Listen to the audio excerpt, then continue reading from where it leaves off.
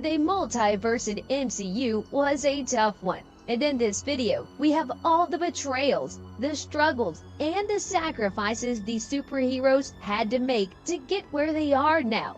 And even though the destination is the key, the road to it is just as important. Warning, spoilers are incoming.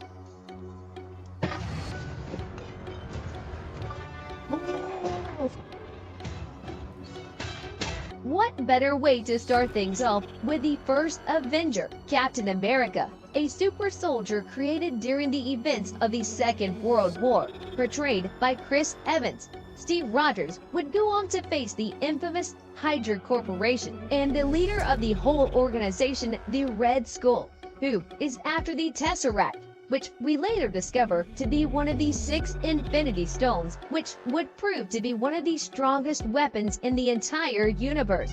The setting tells the story of how Captain America is born, as he serves his country when he needs them the most, his lover Agent Carter, and his sacrifice to save the world from the brink of annihilation. There is a time gap between the two, but set in 1995, we see Carol Danvers, aka Captain Marvel, fall to Earth and begin her encounter with the human race, particularly Nick Fury, who also becomes her closest friend on the planet, from whom she gets help to fight the Skrulls. The nostalgia side of things is there, just from the setting of the movie itself.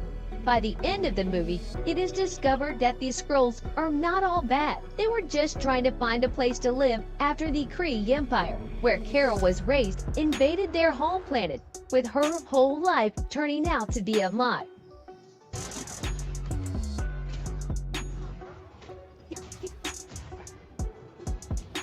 Taking place in a newer, more recent time, we have Tony Stark, a genius, inventor, playboy, philanthropist, who, after being captured by a terrorist organization, he is asked to make more of the finest weapons from Stark Industries to help the terrorists gain control in the Middle East. However, Tony has something even more powerful in mind, the first Iron Man suit, which helps him escape and set the tone of the character. First, defeating the bad guys who got a hold of him, and then continue to place Stark Industries on the right course. The Iron Man identity is quickly revealed by Tony himself, who is then questioned about his technology, with the government wanting to get a hold of it. And when Tony refuses to cooperate, another weapons manufacturer shows he is willing to do anything to get their hands on Stark. Black Widow and War Machine are introduced in the meantime, with Natasha Romanoff being sent undercover by Nick Fury to keep an eye on Iron Man, and General Rhodes getting his own suit to deliver the justice the world needs. Moving away from Earth, we see Thor, the god of thunder, getting banished from Asgard and sent to Earth by his father Odin, with everything staged by the trickster himself, Loki, Thor's adopted brother. In order to get his powers back and wield Mjolnir, he must prove he is worthy of the status he will get in the near future, the King of Asgard.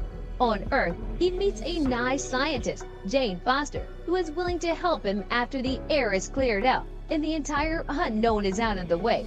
She helps him set things right before Loki manages to grab hold of the Asgardian thrall. Yeah.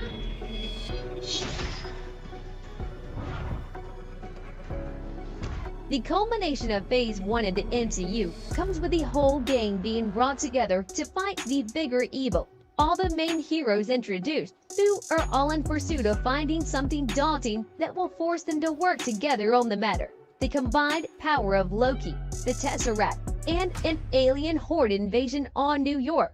Probably the perfect way to make our heroes shine as they battle it out to the end, becoming friends in the process, who would go on to be the closest people in each of their lives. 6 months after the New York battle, we see the heroes scarred for life, some more than others.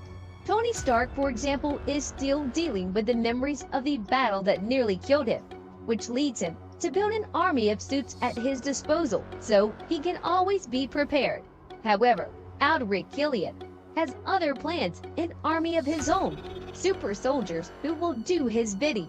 Even Pepper Potts is infected by his program, with the President of the United States also getting captured. However, the army proves beneficial as Tony is able to defeat Killian and end his nightmares.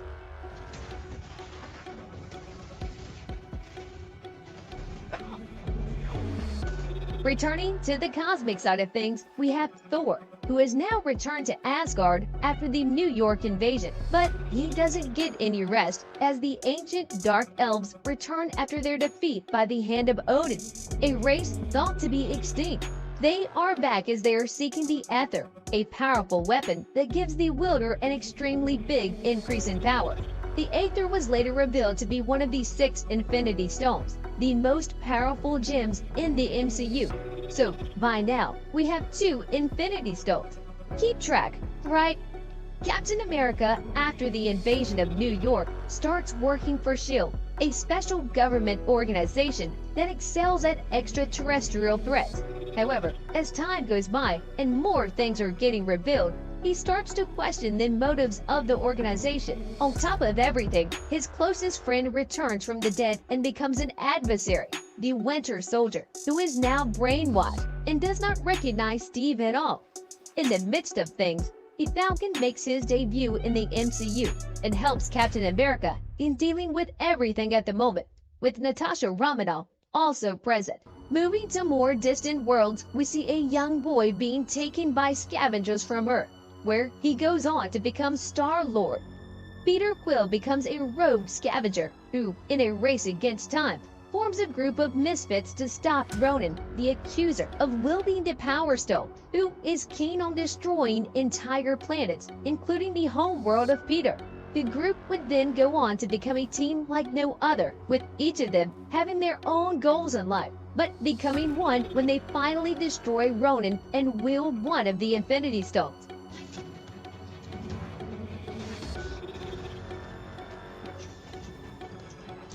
A few months in advance, we can see Peter still falling for Gamora, a time in his life when he must confront the mysteries of his past and come face to face with his father for the first time in his life, Ego, who is a godlike entity and lives on a planet he made himself. In the process of trying to preserve the planet, Ego needs his son to fill in the shoes and the two to become one, just because of the connection they have, and Peter being the one offspring Ego successfully made throughout the galaxy, and all of his other children simply a failure. Yondu, not the father he wanted, but the one he needed, sacrificed his life for Peter and defeated Ego for good. Created by Tony Stark, Ultron becomes the virus that attacks Jarvis, Tony's AI, and takes the matter into his own hands, which also brings the Avengers to the scene, with the mission to destroy Ultron, who has a different definition of peace in the world: total destruction, a reboot of the world, so to speak. The battle introduced new Avengers who would go on to become a mainstay: the Scarlet Witch, Quicksilver, and Vision, who would all contribute to the defeat of every single robotic version of Ultron. A cat burglar becomes the next Ant-Man when Scott Lang is recruited by Hank Pym in order to stop the technology from being weaponized, as former prodigy Darren Cross recreated the technology in the form of a yellow jacket suit, who, Ant-Man, must battle him and save the day on the smallest scale imaginable. A battle which also gives us the first look into the quantum realm, where New Then is the place where Hank's wife is stuck after shrinking to the smallest of margins, way beyond the restrictions.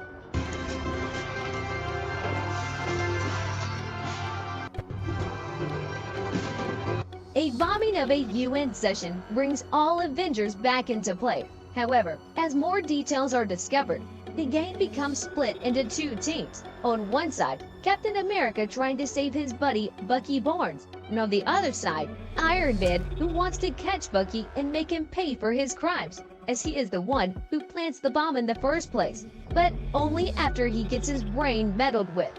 2 new heavy hitters are added to the list in the form of Black Panther and the friendly neighborhood Spider-Man, for the first time now as part of the MCU, after being called upon by Iron Man himself. Web Slinger makes his debut as he faces Vulture, who is involved in the black market and wants to get his hands on Stark's equipment after being moved from one place to another. He is a scavenger as well, as he has taken part in recovering technology from the New York battle, and Peter Parker is here to stop him, while also dealing with all the usual problems every teenager has during his freshman year in high school. However, he is not alone. Tony is there to guide him and serve as his mentor through all of it. A world-class surgeon, Stephen Strange, is an unsufferable person to deal with before a tragic accident takes away the use of his hands, after which he travels the world in search of a cure for his hands, which is when he stumbles upon Kamar Taj, a place of mystic arts, where he finds the answer of his problems in the form of some ancient magic. He becomes the protector of the Eye of Agamotto, which is yet another one of the Infinity Stones, the Stone of Time, after he stops Case Elias from unleashing Dormammu, the destroyer of world in the real world from his dimension. The unbombing kills T'Challa's father, and he goes back to Wakanda to be named the king. And the first thing that he is confronted with is the isolation policy Wakanda follows to protect itself and not let any of its technology and resources be exploited by the cruel world around them. T'Challa is also faced with a mistake from his father's past in the form of Eric Killmonger, who has come out to Wakanda to take the throne, as it is rightfully his as the older of the two. But his different ideas about Wakanda and how he thinks the place should be run eventually are his downfall, as he is killed by Black Panther himself, watching the sunset.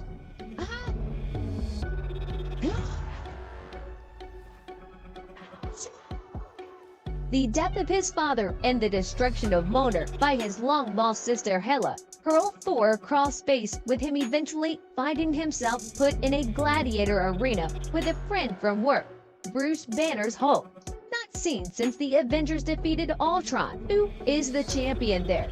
But the long time past seems like erased Hulk's perception, and it takes some time to get his memories back inside with Thor.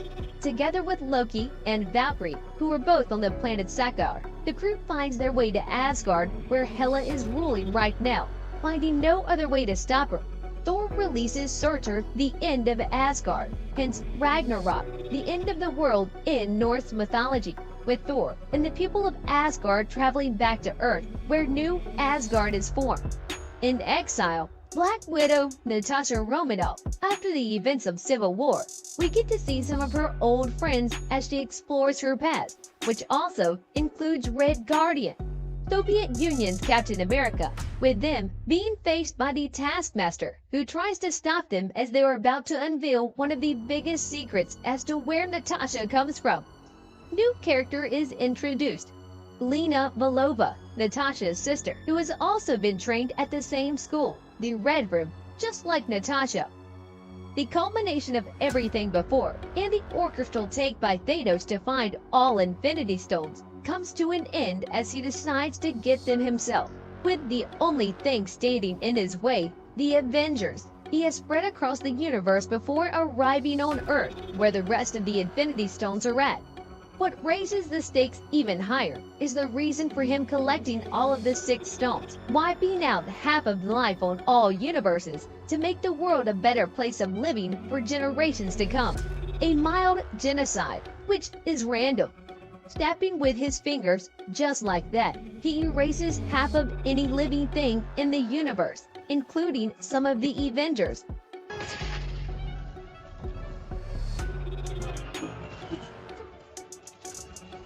Leaving the universe in total chaos, the Avengers, who are still, presumably alive, try to find a way and make things right, bringing everyone back after they learn that there is a chance their plan might work. After 5 years from the snap, a slim chance emerges that puts them all together. Iron Man and Captain America make their peace, with the entire team going on a time travel mission in the past to gather all of the Infinity Stones for themselves and undo the snap, bring everyone back. However, they are faced with Thanos from an alternate timeline, who complicates things, but is eventually defeated by the combined forces of everyone brought back after 5 long years. Following these events, we can see the most tragic character in the MCU, Wanda Maximoff, isolating herself, creating an entirely new reality at a small town in New Jersey, where she has a happy life with Vision, still alive there. They even have 2 kids. However, not everything goes as planned. Wanda's alternate reality always gets invaded by people from the outside and Agatha Harkness from the inside. By the end of things, we can see Wanda yet again moving away from everything she knows and continuing on with her life as a loner outside of the real world in the MCU. With the events of Westview, the place she created making the start of Phase 4 in the MCU. An organization known as the Flag Masters emerges, got their hands on some sort of a super soldier serum, just like the one that made Steve Rogers into Captain America, and his buddies Sam Wilson and Bucky Barnes team up to tackle this new threat. The pair also has to deal with the newly appointed wielder of Captain Shield, John Walker, who was appointed by the government to replace Steve Rogers. A chain of events unfolds, and by the end of things, we see that Sam is the one who takes the shield and the status of Captain America, with Walker becoming the U.S. agent character, and Bucky there to help things out. The first real look post-Infinity War is given from Peter Parker's standpoint, as we see everyone who is snapped brought back to life, including Peter, who heads to Europe on a field trip from school, only for him to be surprised by Nick Fury and Jake Gyllenhaal's Mysterio, who needs help fighting the elementals that he created in the first place to expose Spider-Man's identity and steal some Stark technology in the process.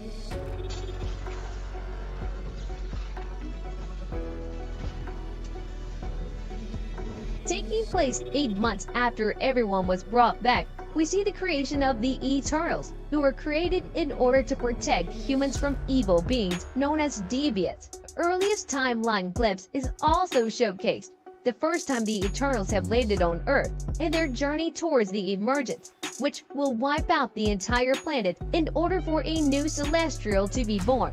A conflict emerges between them that makes them choose sides. Let a Celestial be born and all humans sacrificed, or stop the emergence with their combined powers, which is ultimately what happens. Now the MCU has a frozen Celestial head and part of a palm in the ocean.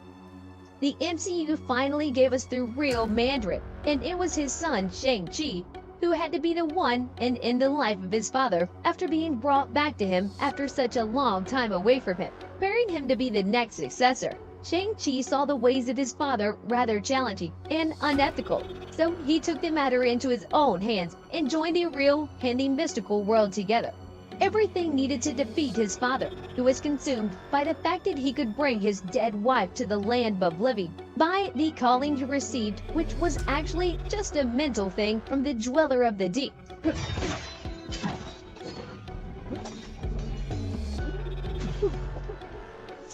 Picking from where we last saw Peter Parker, his identity revealed by Mysterio to the whole world is a huge change for the character, with Peter going straight to Doctor Strange and doing a spell that would make everyone forget who is the one hiding behind the Spider-Man mask, including his friends and family. But nothing is ever easy with Doctor Strange, as the multiverse becomes wide open, and if the sacrifice from Peter didn't come, the world of the MCU would never be the same, with the movie bringing the other Spider-Man versions to the MCU from the previous movies, which were the ones that helped him do what he needs to be done. The return of Hawkeye was one of the latest things happening in the MCU, in his own series, who was tasked with erasing everything connected to the Ronin character, his time after the snap from Thanos, which was going on for 5 years. That saw him taking down people around the world in some kind of revenge for his family. Kate Bishop made her debut in the series and was the one to stumble upon the Ronin costume, which draws Hawkeye to her, along with all the bad guys after him. The two reluctantly team up to cover up Hawkeye's time as Roman once and for all, with everything happening around Christmas in 2024, the present time of the MCU. That only likes that. Your arrows more dangerous than that one? And don't worry, we haven't forgotten the God of Mischief. We just don't know where to put him in everything, especially with the Loki series, which bounced between the eruption of Mount Vesuvius in 79 AD and an apocalypse hitting Alabama in 2050. Events seem to be happening outside of any timeline itself, with the TVA, the Time Variance Authority, working in a different kind of way and setting. Events of the series seem to be happening throughout the entire timeline of the MCU, which is also the reason why we are placing them last. However, they are not for nothing, as it brought to us He Who Remains, a not-so-evil Kang variant, who is shaping up to be the big baddie by the end of Phase 4 of the MCU. It's actually your last chance. Now, get out of my way. On a related note, tell us down in the comments below, what are your thoughts on the MCU timeline? Which part of it would you say was the best setting for you?